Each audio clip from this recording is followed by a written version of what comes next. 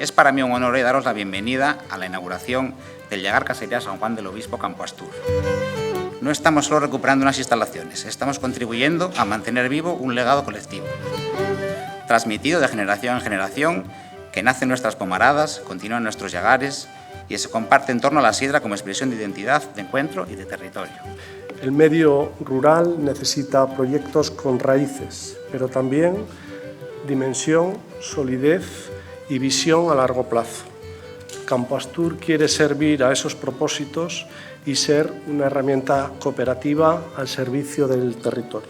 Para nosotros, este llagar no es un gesto aislado, sino una pieza más dentro de una trayectoria cooperativa orientada a recuperar capacidad productiva, impulsar el medio rural y dar continuidad a proyectos con raíces.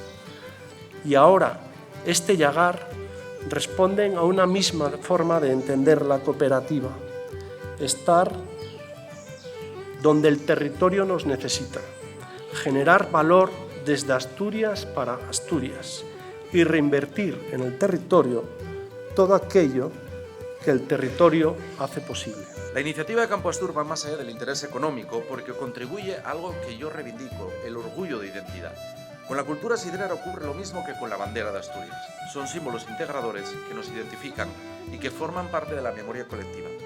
Cuidar de estos símbolos es tarea de todos. El llagar es un ejemplo de compromiso empresarial con la cultura sidrera.